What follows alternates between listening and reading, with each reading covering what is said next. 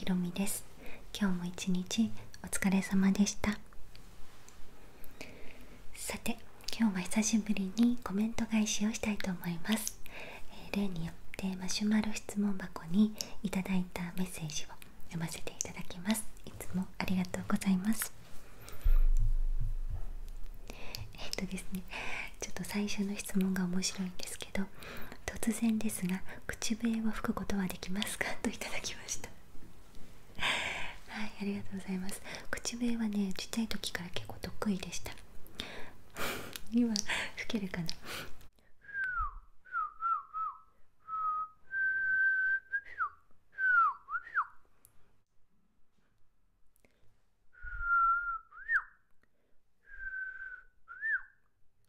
聞こえます？うるさい？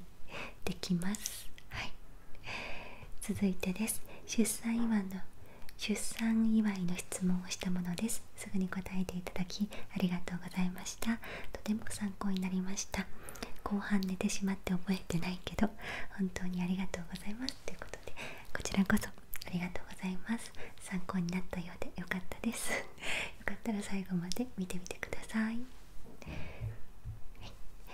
で、続いてひろみさん、いつも癒しをありがとうございます。ぜひ旦那さんとの馴れ初めを聞きたいですということで、ありがとうございます。旦那さんとの馴れ初め、そうですね、簡単に言うと社内恋愛でした。5年前かなに私が入社をした転職だったんですけど、中途入社をした会社で働いてたのが彼でした。で、職業全然違うんですけど、仕事柄私が採用の仕事をメインにやってたから、一緒に面接入ってもらったりとか、ちょっと相談したりとか、わからないことを聞きに行ったりとか、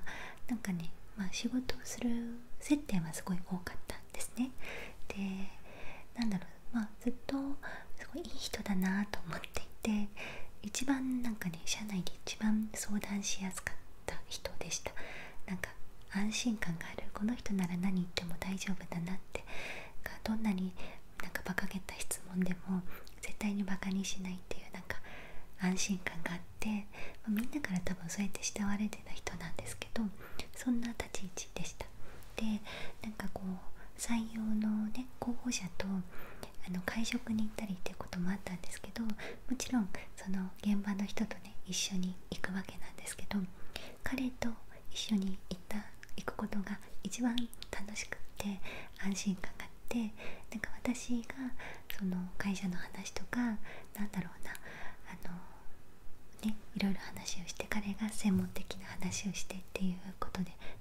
すごくバランスがね良かったので、もう何するにも楽だったんですよね。そうで、そんな感じで本当に一同僚としての関係がずっと続いていて、で、そうですね、好感は常に持ってたんですよ。でもずっとその彼には相手がいて、それも知ってて私も行ったので、本当にいい人だなっていう感じで、恋愛対象とかではなかったんですよ。で、私がそのフリーになった時に、ぶっちゃけちょっと恋愛対象で見たいなって思ったこともあったんだけど、私のモットーとして人のものに手を出さないじゃないけど、本気でね言っても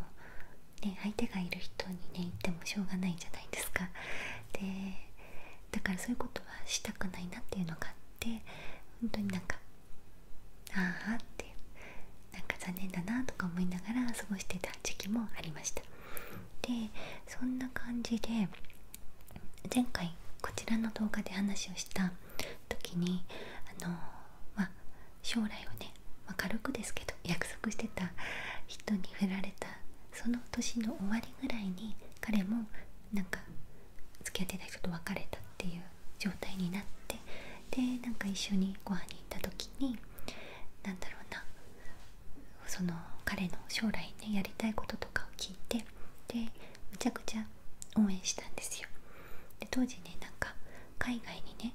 会社をそろそろ辞めて海外に行って勉強したいって言っていて、でその海外に行くことをどれだけ私はいいか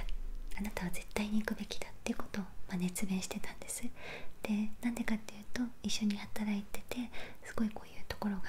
素晴らしいしって、その彼をどれだけ思ってるかっていうのを吐露したんですよね。でそれは別に好きですとかそういうことでは全くなくって、人としてどれだけあなたを尊敬していて、人としてどれだけあなたは素晴らしいかっていうことをすごく言ったんですよ。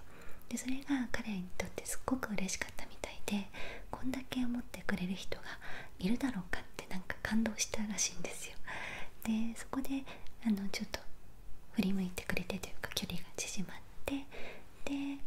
付き合う流れになりました。だからなんかね、本当ずっと私ももう本当に一生懸命死ぬ気で働いてたし、会社のことが好きだったから、本当になんか一生懸命って失敗もたくさんしたし、ダサい姿もいっぱい見せたし、なんかそういうところも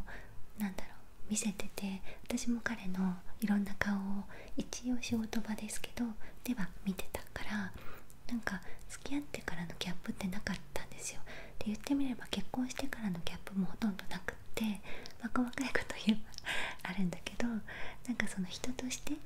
信頼が揺らぐことは全くなくて、で結婚していろいろあったけど、それを経てまた成長して変わってくれてる姿とか、父親になってまた変わっていく姿とか、いろんな姿を見ていて、プラスでしかないんですね。その彼のもともと信頼してて大好きだった一同僚が恋人になって配偶者になって、いろいろあってまたバージョンアップしてっていうことで、すごいなんかどんどんなんか信頼が厚くなっていってるし、大変な時期もあったんですけど、でもすごくなんかやっぱりこの人選んでよかったなってすごくねのろけですけどちょっと思っています。ちょっとなるずめからだいぶ広がっちゃったんだけど、きっかけは社内恋愛、会社が一緒だったっていうことです。はい、ご質問ありがとうございました。さあ最後ですね、いつも素敵な声をありがとうございます。ひろみさんは今ボディーソープとシャンプー、コンディショナー何を使っていますか？なんとなく知りたくなりました。ですね、これはね、この動画で話したかな、多分ですね、ボディーソープはアレッポの石鹸、固形石鹸を使っています。でシャンプーとコンディショナーは1本でいいスタンダードかなっていうこのシャンプーを使っています。もう3年ぐらい使ってるかな。コンディショナーはしたことがないですね。そんな感じですいつも聞いてくださってありがとうございます。はい、ということで今回はちょっと1ヶ月くらい前のものもあってご返信が遅くなってしまったんですけども、12344つのコメントに、メッセージに答えさせていただきました。皆様いつもありがとうございます。はい、皆さんもなんか本当に些細なことでもいい、何でもいいので、もし何かあれば気軽に送ってください。はい、それでは今日はこの辺で終わりたいと思います。今日も最後までご視聴いただきましてありがとうございました。また次回の動画でぜひお会いしましょう。おやすみなさーい。またねー。